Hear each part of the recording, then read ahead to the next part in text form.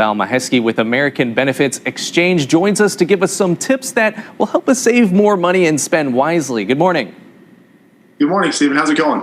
Oh, it's going pretty good. All right, so first question, what tips do you have for those trying to watch their spending and still have a happy holiday? Sure. Well, the first thing is to track your expenses and your spending. It's tough to save when you don't know where everything is going. So once you've got your list, you create a budget and just see where you can cut back. And once you've eliminated those unnecessary expenses, you now have some funds that you can save, put into retirement savings, savings accounts, or rainy day funds. But if you don't have those things saved up or in place, then you can talk to your local financial professional and they can also assist you. All right, so many families may not be physically getting together this holiday season because of COVID-19. That certainly has to help their wallets, right? It does from a travel perspective, but everybody was, it's easier to shop online and use those credit cards, build up some debt in that way. So just be careful with the way you're spending, especially when it comes online, building up some of that post-holiday credit card debt. You might want to take a good hard look at all of those debts that you have, organize them, prioritize them, and make a plan in 2021 to pay those off. And once you build that momentum, you have that sense of accomplishment. Hopefully it spills over and you're able to tackle all the debts that you've built up. So what do you think about using credit cards? I know you mentioned it just a little bit. Just continue to watch what you're spending and tackle that debt as quickly as possible?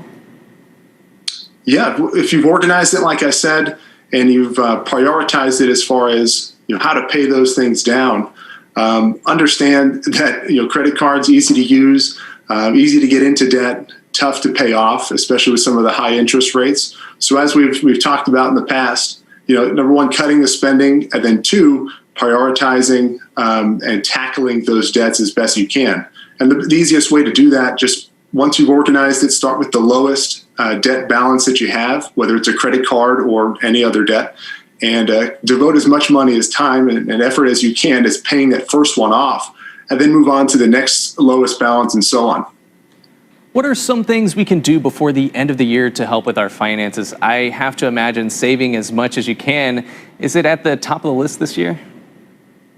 Well, that too, and looking at your tax situation.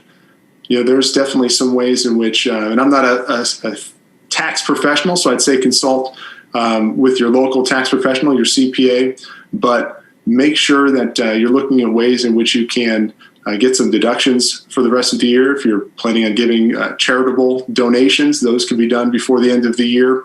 And then just looking at overall your financial situation, see where you ended up after all of this craziness that we've gone through in 2020, so you can be best prepared for 2021.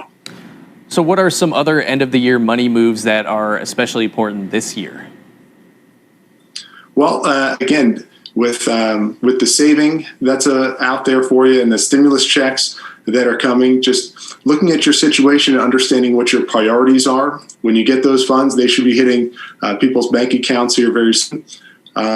If you need to pay your essential living expenses, start there.